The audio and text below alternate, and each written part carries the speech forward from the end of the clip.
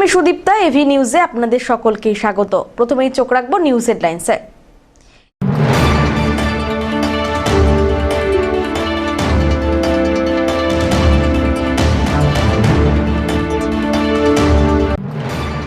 স্বনির্ভর বাংলার কৃষক বন্ধু প্রকল্পের ফর্ম জমা দেওয়াকে কেন্দ্র করে ব্যাপক ভিড়ের ছবি ধরা পড়ল জলপাইগুড়ি জেলায়।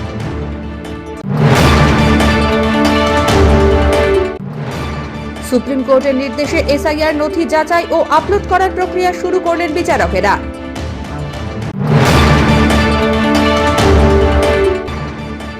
শুটিং কভার করতে গিয়ে অপদস্থ সাংবাদিক, শুটিং টিমের আচরণে নিন্দার ঝড়।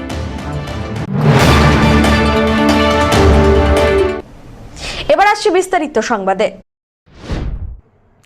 শুরু থেকেই গোটা রাজ্য জুড়ে চর্চার বিষয় হয়ে দাঁড়িয়েছে ভোটার তালিকার নিবিড় সংশোধন অর্থাৎ এসআইআর। এই সম্পর্কে ভোটারদের সব নথি যাচাই এবং পোর্টালে আপলোড করার নির্দেশ দিয়েছে দেশের সর্বোচ্চ আদালত। সুপ্রিম কোর্টের সেই নির্দেশে জলপাইগুড়িতে এসআইআর এর নথি যাচাই ও আপলোড করার প্রক্রিয়া শুরু করলেন বিচারকেরা। জলপাইগুড়ি সদর বিডিও অফিসের পাশাপাশি জেলার প্রতিটি বিডিও অফিসেই নথি যাচাই প্রক্রিয়া চলছে।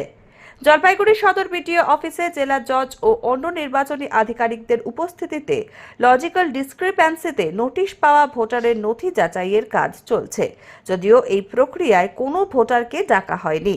জলপাইগুড়ি সদর বিধানসভা কেন্দ্রে প্রায় 10,000 নথি যাচাই করা হচ্ছে বলে জানা গিয়েছে। স্যার, কি দেখলেন, কি হলো আজকে? এটা তো আমাদের দেখার কিছু নয়, আমাদের তো যেটা ছিল আমরা দেখেছি। হ্যাঁ। তারপরে উনি ওনার কাজ করছেন। কি কি কাজ হলো, সে কতদূর হলো? ঠিক আছে, আর উনি করছেন, উনি বলবেন আর কি, এই বিষয়ে আমার কিছু বলার নেই। ধীমান রায়ের রিপোর্ট, এভি নিউজ।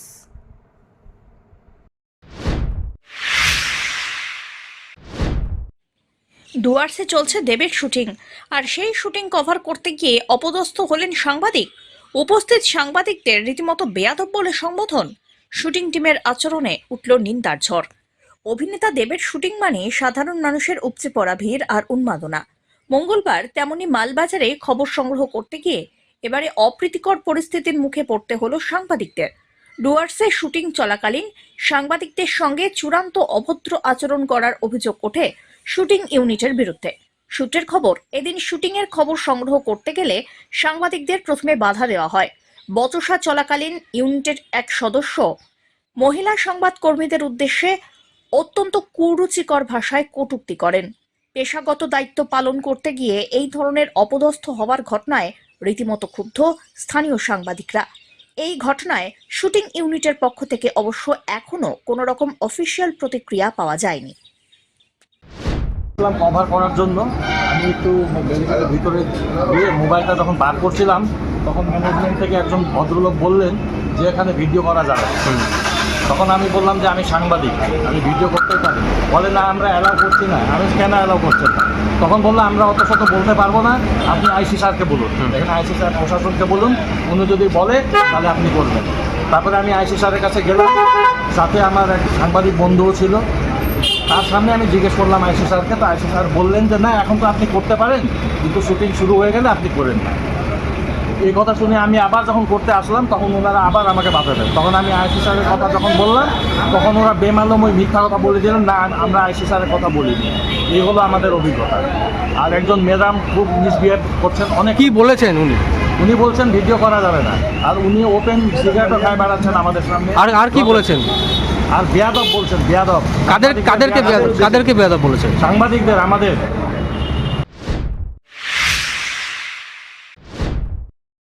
স্বনির্ভর বাংলার কৃষক বন্ধু প্রকল্পের ফর্ম জমা দেওয়াকে কেন্দ্র করে ব্যাপক ভিড়ের ছবি ধরা পড়ল জলপাইগুড়ি জেলায়। মঙ্গলবার জলপাইগুড়ি সদর ব্লকের খড়িয়া গ্রাম পঞ্চায়েতের অন্তর্গত বটতলা এলাকায় আয়োজিত ক্যাম্পে সকাল থেকেই উপচে পড়া ভিড় লক্ষ্য করা যায়। স্থানীয় সূত্রে জানা গিয়েছে, বহু আবেদনকারী সকাল থেকে লাইনে দাঁড়িয়ে বিকেল পর্যন্ত অপেক্ষায় ছিলেন। দীর্ঘ সময় দাঁড়িয়ে থাকার ফলে অনেকের মধ্যেই ক্লান্তি ও উদ্বেগের চিত্র স্পষ্ট ছিল। আবেদনকারীদের একাংশ জানান, ঘন্টার পর ঘন্টা লাইনে দাঁড়িয়ে থেকেও তাদের নাম কৃষক বন্ধু তালিকায় অন্তর্ভুক্ত হবে কিনা তা নিয়ে অনিশ্চয়তা রয়েছে। ফলে স্বাভাবিকভাবেই দুশ্চিন্তা বাড়ছে কৃষকদের মধ্যে। তবে এই বিষয়ে খড়িয়া গ্রাম পঞ্চায়েতের উপপ্রধান মনোজ ঘোষ আশ্বস্ত করে বলেন, দুশ্চিন্তার কোনো কারণ নেই। প্রতিটি আবেদনপত্র অত্যন্ত সতর্কতার সঙ্গে খতিয়ে দেখে তবেই জমা নেওয়া হচ্ছে, যাতে কোনো যোগ্য আবেদনকারীর ফর্ম বাদ না যায়। সেই বিষয়টি নিশ্চিত করতে কিছুটা সময় লাগছে। তিনি আরও জানান, সকাল থেকেই পঞ্চায়েতের কর্মীরা ক্যাম্পে উপস্থিত থেকে আবেদনকারীদের প্রয়োজনীয় সহায়তা করছেন। প্রশাসনের পক্ষ থেকে দাবি করা হয়েছে, স্বচ্ছতা বজায় রেখেই পুরো প্রক্রিয়া সম্পন্ন করা হচ্ছে। যদিও দীর্ঘক্ষণ লাইনে দাঁড়িয়ে থাকার কারণে সাধারণ মানুষের ভোগান্তির ছবিও এদিন স্পষ্ট হয়ে উঠেছে। 3 ঘন্টা ধরে হবে। অসুবিধা বলতে রোদ্দুরটার মধ্যে দাঁড়া থাকতে তো অসুবিধা হবে। ভূমিহীন তো মনে হচ্ছে ভিড় তো বেশি নাম্বার আজকে 24 কে আর কি বেশি একটু ভিড়। কতক্ষণ ধরে আছেন? কত ঘন্টা? 3 ঘন্টা মতো হবে। ওটা হচ্ছে লাইনের লোক হচ্ছে অনেক, হ্যাঁ। আর এখানে কাজ হচ্ছে না ঠিক মতো। কেন? স্লো গতিতে করতেছে, টাওয়ার পাচ্ছে না মনে হয়। কতক্ষণ ধরে বললেন লাইনে আছেন? আমি 10টা থেকে লাইনে আছি। কি বলছে এখানে দেরি হচ্ছে কেন? ওরা কিছু বলতেছে না, কাজ তো ওরা করতেছে। আপনি এটা কিসের লাইন? এটা হচ্ছে ভূমিহীনটা। কত লোক হবে এখানে? এখানে লোক লাইনে যারা দাঁড়িয়ে আছে মোটামুটি 500 লোক কি হবে? হ্যাঁ, না কমসে কম 4000 5000। অনেকক্ষণ থেকে প্রায় 2 ঘন্টা ধরে লাইন দাঁড়িয়ে আছি, জমা দিতে পারলাম না। তারপর থেকে ঘুরে আসলাম, দেখলাম এখানে জমা নিচ্ছে। এখানে রাতে জমা দিলাম, এবার জানি না আদৌ আমাদের হবে কিনা। মোটামুটি ধরেন এখন কটা বাজে, আর এটা আসছে আমি প্রায় তখন বাজে 12টা 10 15 এখানে আসছি। লাইনে দাঁড়িয়ে আছেন? লাইনে দাঁড়িয়ে বলো না কাজ এখনো? এখন এখানে জমা দিলাম, এখানে সবারটা জমা নিচ্ছে। এখন এটা আদৌ হবে কিনা সেটা কোনো মানে আমি ভূমিহীন। আচ্ছা, কি বলছো? বলছি যে এখান থেকে এখন ভিডিও অফিসে যাবে, ভিডিও অফিস থেকে ফোন নাম্বার দেওয়া আছে, আপনাদের ফোন করবে বলছে। সমস্যা কি হচ্ছে? ভিড়ের কারণে? ভিড়ের কারণে এখন সবারটা জমা নিচ্ছে আর কি। ওটা কৃষক বন্ধুর লাইন আছে, ওটা অনেকে এখান থেকে ফর্ম নিচ্ছে। যেহেতু 26 তারিখে আমাদের লাস্ট ডেট আছে, খড়িয়া অঞ্চল আছে, নগর বেলুবাড়ি আছে, আর বাহাদুর আছে। এই 3টে অঞ্চলেরই প্রত্যেকের আগের দিনও লাইন, এটা লাইন আজকের না, প্রত্যেক দিনই হচ্ছে। আমি নিজে এখানে তদারকি করছি, আমার সাথে আমার পঞ্চায়েত সদস্য আছে, আমাদের এখানে মহিলারা আছে এখানে উপস্থিত থাকার পরে লোকের এই যে আজকে আমাদের সরকার, রাজ্য সরকারের যে কৃষক বন্ধু ভাতাটা যে ভূমিহীন কৃষকের জন্য যে তৈরি করেছে, ভূমিহীন কৃষকের জন্য যে তৈরি করেছে, এটা খুব লোকে উপকৃত হবে। প্রত্যেক মাসে যাদের জমি নেই, খেটে খাওয়া মানুষ 4000 টাকা করে প্রত্যেক বছর পাবে তারা। এর সঙ্গে আমাদের যুবসাথী, লক্ষ্মীর ভাণ্ডার, আরও অন্য প্রকল্প যেগুলো আছে সেগুলো চলছে। আমি একটাই কথা বলবো যে যেভাবে লোকের স্বতঃস্ফূর্ত ভাবমূর্তি আছে, আগামীতে এই ক্যাম্প আরও বাড়াতে পারলে ভালো হয়। কারণ লোক সকাল থেকে ধৈর্য ধরে লাইনে দাঁড়িয়ে আছে, এখানে সন্ধ্যা অবধি আমরা লোকের পরিষেবা দিয়ে যাচ্ছি। যারা না কাজ স্লো হচ্ছে না, এগুলো এখানে রেজিস্ট্রেশন সঙ্গে সঙ্গে হয়ে যাচ্ছে। রেজিস্ট্রেশন হচ্ছে, এমনকি কৃষি আধিকারিকরা তাদের ফর্মগুলো প্রত্যেকটি চেক করে নিচ্ছে, যাতে তারা কেউ কৃষক বন্ধু ভাতা যে আছে তার থেকে বঞ্চিত না হয়। সব্যসাচী মজুমদারের রিপোর্ট, এভি নিউজ।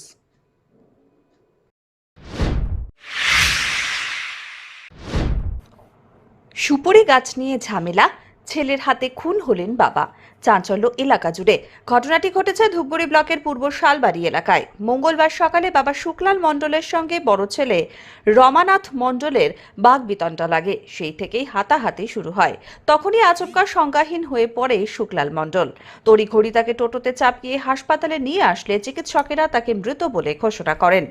ঘটনার পরে অসুস্থ হয়ে পড়েন শুক্লাল মণ্ডলের মেয়ে প্রমীলা মণ্ডল। হাসপাতালের বেডে শুয়েই কান্নায় ভেঙে পড়েছেন তিনি। ছেলে সুশান্ত মণ্ডল ঘটনার কিছুই বলতে চাননি। তবে প্রমীলা মণ্ডলের কথায় সামান্য সুপারি গাছ নিয়ে ঝামেলার সূত্রপাত হয়েছিল। সেই থেকেই বড় ভাইয়ের হাতে তার বাবার মৃত্যু ঘটেছে। ঝামেলা আটকাতে গিয়ে ছোট ছেলে সুশান্ত মণ্ডল আহত হয়েছে। পুলিশ ইতিমধ্যে মৃতদেহ নিজেদের হেফাজতে নিয়েছে। ময়না তদন্তের রিপোর্ট না আসা পর্যন্ত ধূপগুড়ি থানার পুলিশ ঘটনায় কিছুই বলতে নারাজ। এখন পর্যন্ত ঘটনায় লিখিত অভিযোগ দায়ের হয়নি। তবে পুলিশ হাসপাতালে পৌঁছে মৃতের পরিবারের সঙ্গে কথা বলে প্রাথমিক পর্যায়ের তদন্ত সম্পন্ন করেছে। মৃতের পরিবারের লোকেরাও ঘটনায় পুলিশের কাছে অভিযোগ দায়ের করা হবে বলে জানিয়েছেন। পরে আমার ভাই গেছে, আমার ভাইরা কয় তোমার নামে থানায় কেস করবো, এখন তোমার মজা দেখাবো। এবার আপনার দাদার নাম কি? দাদার নাম রামনাথ মন্ডল। কি নিয়ে ঝামেলা? কোথায় হয়েছে? বাড়ি হলো পূর্ব শালবাড়ি। কি নিয়ে ঝামেলা? বাসায় সুপারি গাছ নিয়ে। সে নিয়ে কি দিয়ে মারলো? এমনি হাতাহাতি হয়েছে, হাত দিয়ে মারামারি করছে, বালতি উঁচা করছে, বালতি দিয়ে মারতে পারে না, সবাই মিলে ধুয়ে আটকায় দিচ্ছে। কে কে মারলো? ছেলের বউ, আমার দাদা বৌদি। থানায় যাই আমরা, বাবাকে নিয়ে হসপিটালে আসি, থানায় যাই, বৌদি কয় এবার আমার ভাইরে কয় এবার তোমার মজা দেখাবো, থানায় যাইতেছে, এবার তোমার নামে কেস করবো, আমার ভাইয়ের নামেও কেস, আমার ভাইটাকেও মাইরা ফেলাবে, এবার আমার বাবাটাকে শেষ করে ফেলাইলে আমার ভাইটাকেও মাইরা ফেলবে। আপনার নাম? রান্নাঘরে বিদ্যুতের কাজ করতে গিয়ে বিদ্যুৎ স্পৃষ্ট হয়ে মর্মান্তিক মৃত্যু হল জলপাইগুড়ি সদর ব্লকের বোয়ালমারির এক যুবকের। জানা গেছে মৃত ওই যুবকের নাম কিশোর রায়, বয়স 20। জানা গেছে মঙ্গলবার বাড়ির রান্নাঘরে বিদ্যুৎ সারাইয়ের কাজ করছিল সে। বিদ্যুৎ স্পৃষ্ট হয়ে পড়লে স্থানীয়রা উদ্ধার করে হলদিবাড়ি গ্রামীণ হাসপাতালে নিয়ে এলে কর্তব্যরত চিকিৎসক তাকে মৃত বলে ঘোষণা করে। এমন তরতাজা যুবকের অকাল প্রয়াণে গভীর শোকের ছায়া নেমে এসেছে পরিবারসহ গোটা বোয়ালমারি এলাকা জুড়ে। অমিত বণিকের রিপোর্ট, এভি নিউজ।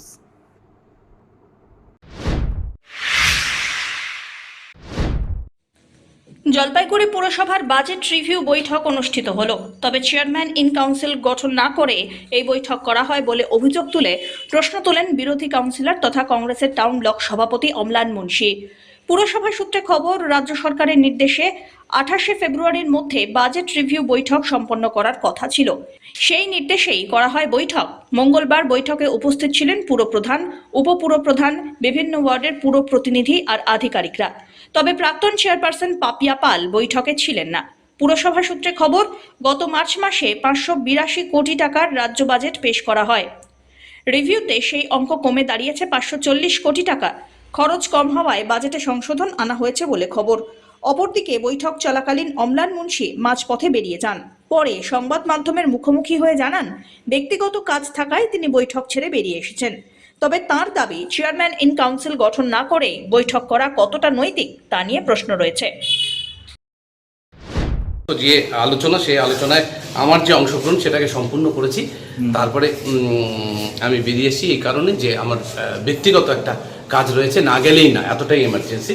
তাই আমি আমাদের সবার যে সভাপতি করছে তাকে বলেই এসেছি। ওখানে বেরিয়ে গেলেন তারপরে? না, বিষয়টা সেরকম না। বিষয়টা হচ্ছে যে আমি বাজেটের নীতি নৈতিকতা নিয়ে প্রশ্ন তুলেছি এবং এই বাজেট কতটা গুরুত্বপূর্ণ সে নিয়ে প্রশ্ন তুলেছি। আমি প্রথমে তো বলেছি সেটা হচ্ছে বাজেটের যে কিছু কিছু ভুল আছে সেগুলো আমি দেখিয়ে দিয়েছি, পয়েন্ট আউট করেছি। এবং দ্বিতীয়ত বলেছি যেটা যে আপনার এই বাজেটের বিশেষ গুরুত্ব নেই। কারণ হচ্ছে যে এই বাজেটটা যখন হয়েছিল তখন চেয়ারম্যান ছিলেন পাপিয়া পাল মহাশয়। তার বাজেটের উপরে আজকে রিভাইজ বাজেট করাটাই নৈতিকতার দিক থেকে ঠিক না। আজকে যিনি চেয়ারম্যান হয়েছেন তিনি এখন পর্যন্ত বোর্ড অফ কাউন্সিলরের যে বডি সেটা তৈরি করতে পারেননি। তো ন্যাচারালি এই বাজেট হওয়ার আগে বোর্ড অফ কাউন্সিলর হওয়া দরকার ছিল এবং তারপরে সেই বোর্ড অফ কাউন্সিলরদের নিয়ে এই বাজেট, একটা পূর্ণাঙ্গ বাজেট পেশ করা দরকার ছিল এবং তারপরে আজকে আমাদের কাউন্সিলরদের সামনে বাজেট পেশ করা দরকার ছিল। না, মতে কোনোদিনই মেলে না। এখানে যে কাজটা হয় বেশিরভাগটাই অনৈতিক কাজ হয়, আপনারা জানেন। এটা বলেছি আগামী কিছুদিনের মধ্যেই হয়তো পূর্ণাঙ্গ বাজেট তৈরি হবে, অর্থবর্ষ 2026-2027। সেই বাজেটের আগে যদি চেয়ারম্যান ইন কাউন্সিল তৈরি না হয় সেই বাজেট মিটিংয়ে কিন্তু আমি আসবো না, প্রতিবাদ স্বরূপ আসবো না। এই কথাটা কিন্তু আমি অলরেডি এই মিটিংয়ে লিপিবদ্ধ করিয়েছি। অন্যদিকে এ বিষয়ে পুরপ্রধান সৈকত চট্টোপাধ্যায় কি বললেন, শুনুন।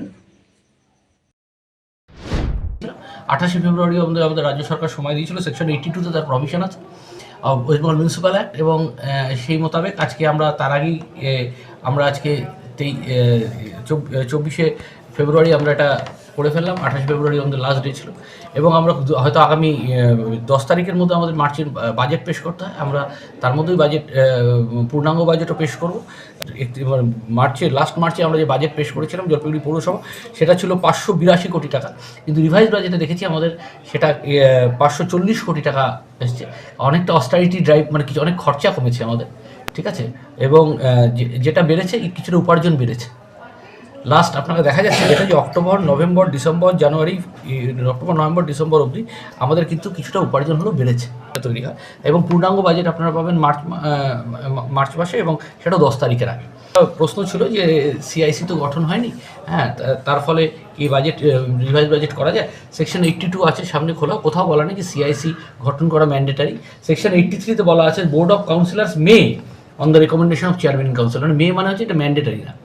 সিআইসি গঠন হবে আগামী দিনে, এবং সেকশন 82, 83 এবং 84 একসাথে যদি কেউ পড়েন তাহলে সবার মধ্যে থেকে এই কনফিউশনটা কেটে যাবে। এবার যেটা বিষয় রইল সেটা হচ্ছে যে আমাদের রিভাইজ বাজেট সর্বসম্মতভাবে পাস হয়েছে, এবং আগামী দিনে পূর্ণাঙ্গ বাজেট জলপাইগুড়ির মানুষকে আমি আগেও বলেছি 28শে ফেব্রুয়ারি 21,000 বাড়িতে আমরা জলের কানেকশান দিচ্ছি। আর টোটাল আমাদের হোল্ডিং রয়েছে 35,000, এবং সেই 14,000 এখনও তো স্যাংশনই আসেনি, সেটা স্যাংশন আসলে তারপর 21,000 হোল্ডিংয়ে আমরা কিন্তু জলের কানেকশন 28শে ফেব্রুয়ারি পৌঁছে দিচ্ছি। নাগরিক সম্মেলন করলাম আর সেটা ইমপ্লিমেন্ট করতে পারলাম না, তাহলে কি বলবো? নাগরিক সম্মেলন যে তিমিরে ছিল সে তিমিরেই থেকে গেল, ঠিক আছে। নাগরিক সম্মেলন কবে হয়েছে? নাগরিক সম্মেলন হয়েছে আপনার 19শে ফেব্রুয়ারি। আমরা 15 দিন খালি সময় নিচ্ছি ডকুমেন্টেশন রেডি করতে, এবং তারপরে আমাদের কিন্তু survey work Kharagpur IIT already start করে দিয়েছে। সবথেকে বড় কথা, এবং 1 বছর এই সার্ভেটা চলবে, 1 বছর এই সার্ভেটা চলবে। আমরা হাইকোর্টকে আমাদের সাথে এলাকাকে যুক্ত করে, মেডিকেল কলেজের এলাকাকে যুক্ত করে, যেখানে যেখানে লিনিয়ার ডেভেলপমেন্ট শহরের সম্ভব সেটাকে যুক্ত করে, কারণ শহরকে আপনাকে বড় করতে হবে। কারণ একটা সময় এই শহরে 50,000 লোক থাকতো, 2011 সেন্সাস অনুযায়ী এখানে 1,07,000 বা 1,10,000 লোক ছিল, এখন 2,29,000 লোক আছে। তাহলে এই শহরকে তো আপনি কোনোভাবেই দমবন্ধ হতে দিতে পারবেন না, শ্বাসকষ্ট হতে দিতে পারবেন না শহরে। এই শহরকে আপনাকে লিনিয়ার ডেভেলপমেন্ট এগোতেই হবে। আমরা মুখ্যমন্ত্রীর কাছে প্রস্তাব দিচ্ছি, কিন্তু আপনি জানেন, আপনারাও জানেন যে ভোট কিন্তু দ্রুত ঘোষণা হবে। ভোট হয়ে গেলে আপনি মানে নির্বাচনী এম্বার্গোর মধ্যে পড়ে যাবেন। এরা 2 মাসে তো এটা সম্ভব না, কিন্তু এটা প্রসেস। আমার বিশ্বাস যে আগামী 1 থেকে 2 বছরের মধ্যে জলপাইগুড়ি কর্পোরেশন হওয়ার পথে অনেকটাই। সব্যসাচী মজুমদারের রিপোর্ট।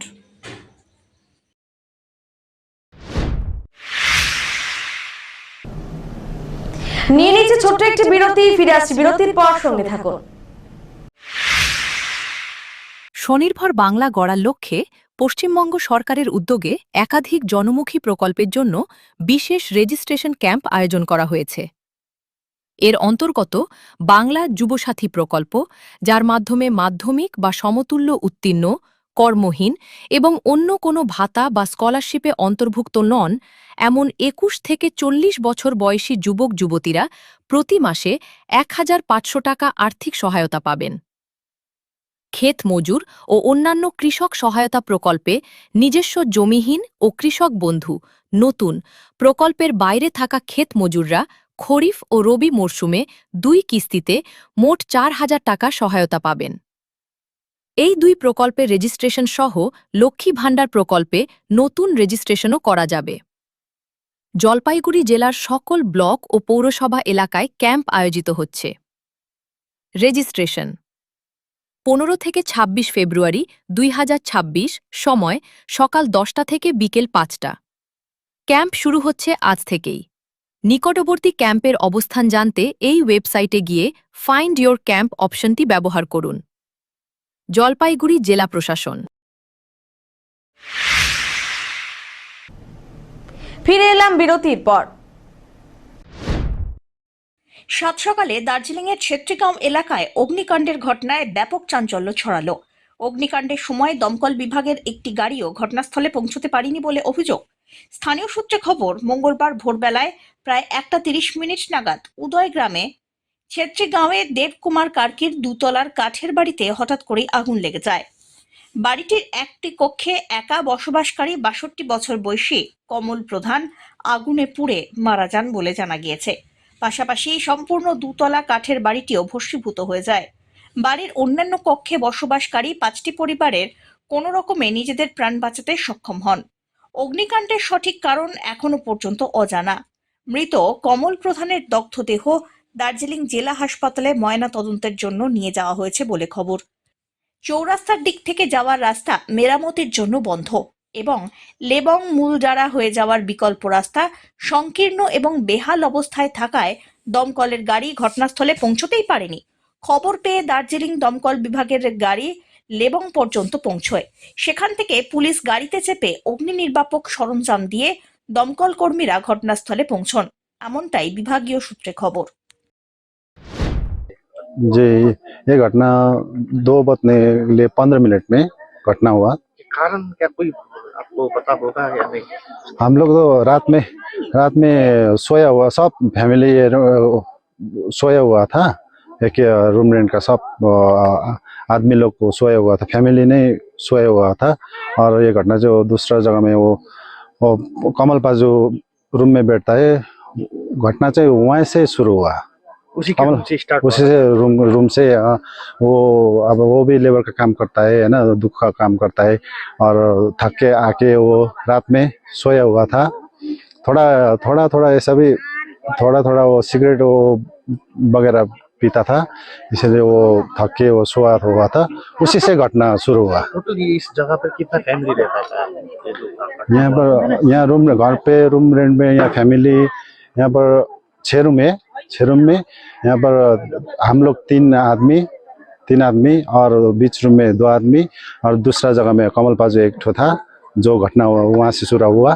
और नीचे में उधर में एक ठो आदमी रहता था और इधर में बीच में 2 आदमी रहता था और इधर में 3 आदमी फैमिली परिवार रहता था। आपका कोई सामान नहीं बचा? हाँ, सामान डॉक्यूमेंट्स से लेके सारा सामान कुछ भी बचा नहीं पाया।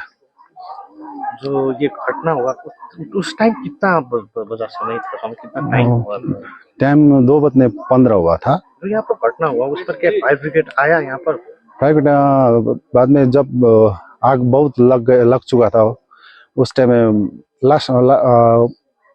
लास्ट में आया फायर ब्रिगेड से।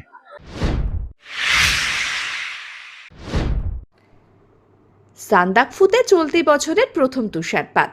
শীতকাল শেষ হয়ে বসন্ত ঋতু শুরু হওয়ার পর তুষারপাতে সান্দাকফু এলাকার বাসিন্দারা বিস্মিত। বর্তমানে সেখানে পর্যটকের সংখ্যা কম থাকলেও উপস্থিত পর্যটক ও স্থানীয় বাসিন্দারা এই তুষারপাতে বেশ আনন্দিত। এদিকে দার্জিলিংয়ের আবহাওয়া এখনও বেশ ঠান্ডা রয়েছে। বর্তমানে সর্বনিম্ন তাপমাত্রা 6 ডিগ্রি সেলসিয়াস এবং সর্বোচ্চ তাপমাত্রা 14 ডিগ্রি সেলসিয়াস। ক্যালেন্ডারের তারিখ যত গরম মাসের দিকে এগোচ্ছে দার্জিলিং পাহাড় ততই যেন আরো শীতল হয়ে উঠছে। সান্দাকফুর এই তুষারপাত দার্জিলিং পাহাড়ে পর্যটকদের আগমন বাড়াবে বলে মনে করছেন পর্যটন ব্যবসায়ীরা।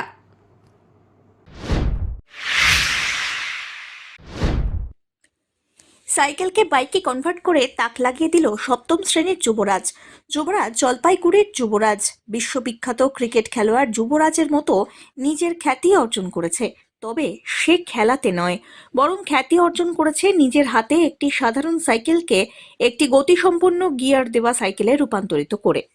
জলপাইগুড়ি শহরের 3 নম্বর কুমটি এলাকায় তার বসবাস। হোলি চাইল্ড বিদ্যালয়ের 7ম শ্রেণীর ছাত্র যুবরাজ ছোট থেকেই নিজে অনেক কিছু করে তাক লাগিয়েছে। এবার সে একটি সাধারণ সাইকেলকে গিয়ার দেওয়া সাইকেলে রূপান্তরিত করেছে। সেই সাইকেলের গতি অতি দ্রুত, আর এর জন্য প্যাডেলেরও দরকার পড়ে না। হাতেই গিয়ার পরিবর্তন করে সাইকেলের গতি বেড়ে যায়। এর জন্য সে ব্যবহার করেছে আধুনিক জিনিসপত্র, যা নিজেই কাজে লাগিয়ে সাইকেলকে অভিনব বাইকের রূপ দিয়েছে। পুরো বিষয়টি সম্পন্ন করতে তার সময় লেগেছে মাত্র 18 দিন। আর যুবরাজের এহেন উদ্যোগ নজর কেড়েছে প্রত্যেকের। এটা কি বানিয়েছো? কি সাইকেল ছিল? ইলেকট্রিক সাইকেলের একটা। সেটা কিভাবে বানালে? এটা কতগুলো লিথিয়াম ব্যাটারি ইউজ করা হচ্ছে এখানে। লিথিয়াম আয়ন ব্যাটারিগুলোকে সেগুলোকে সিরিজে কানেক্ট করে একটা 24 ভোল্টের একটা সিস্টেম বানানো হয়েছে। তার সাথে একটা কন্ট্রোলার ইউজ করা হয়েছে, যেটা তো ওই যে ব্যাটারি আর এই মোটরটাকে কন্ট্রোল করবে। অ্যাম্পিয়ার এখানে থ্রোটলে আমি যত পুশ করি এখানে হলো সেটা হলো যে থ্রোটলের মধ্যে একটা 5 ভোল্ট যাচ্ছে, আর এখানে তো একটা সিগন্যাল যাচ্ছে থ্রোটলের থেকে এখানে।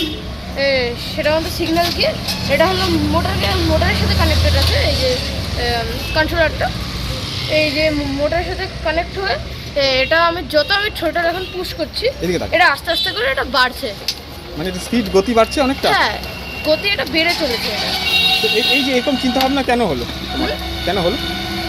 এমন আমার এটা ডেলি আমি কমিউট করি, এটা দিয়ে ডেলি আমি এখান থেকে এখানে আসি। আমি এখানে আমার বাড়ি, আমার এখানে সামনে, আমি এখান থেকে এখানে আসি। আমি কমিউট করার জন্য এটাকে বানিয়েছি। যেন আমি সাধারণ সাইকেলকে যে এত ভালো বানিয়েছো, হ্যাঁ, কেন? এটাকে বলতে গেলে আমার গতি লাগতো উপর দিক দিয়ে। আমার এখান থেকে আমি যে এখানে যে আসবো, তো তাই তো আমার সুবিধা হবে। আমাকে মানে যতটা আমার পেডেল করতে হতো ততটা আমাকে আর পেডেল করতে হচ্ছে না। আমাকে মানে কম পেডেলেই আমি অনেকটা দূর ডিস্টেন্সও আমি কভার করতে পারছি। তার সাথে সাথে আমি বলতে গেলে আমার বাড়ি যতটুকুনি, আমার যতটুকু ডিস্টেন্স কভার করে, আমার বাড়ি এখানে 3 নম্বর ঘন্টিতে, আমার 3 নম্বর ঘন্টি গলির ভিতরে মহামায় পাড়াতে। কি নাম কি দিয়েছো? নাম কি দিয়েছো সাইকেলটা? এটা আমার নামই করেছি, যুবরাজ ইলেকট্রিক। হ্যাঁ। ছেলে কি দেখলে? আমার পাড়ার ভাস্তা হয়, তো একটা ইলেকট্রিকের সাইকেল বানিয়েছে। ছোটোখাটো অনেক কাজই করে, সারাদিন এগুলো নিয়েই থাকে, এবং দেখা যাচ্ছে সাইকেলটা খুব ভালো চলছে। সাধারণ সাইকেল ছিল? একদম সাধারণ সাইকেলকে ও ইলেকট্রিকে রূপান্তরিত করে। কি বলবেন ওর বিষয়ে? আমি তো চাই যে ও আগামী দিনে আরও অনেক এগিয়ে যাক।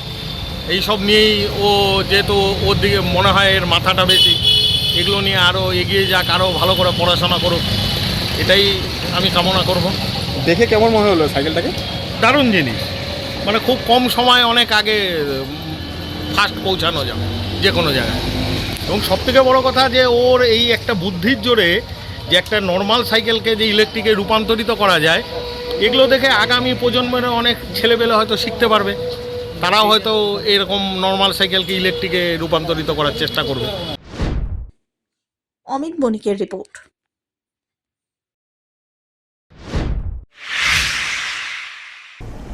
শেষ করবার আগে নিউজ হেডলাইন্স আরো একবার।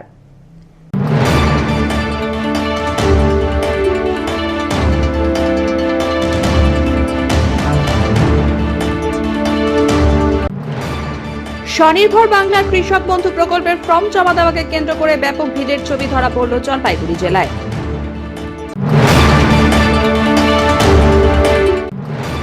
সুপ্রিম কোর্টের নির্দেশে এসআইআর নথি যাচাই ও আপলোড করার প্রক্রিয়া শুরু করলেন বিচারকেরা।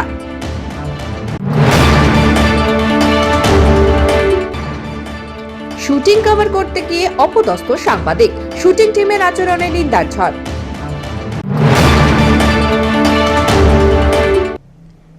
এখনকার মতন এভি নিউজ এ পর্যন্তই। পরবর্তীতে আসছি আরো সংবাদ নিয়ে। দেখতে থাকুন আমার ভিশন। নমস্কার।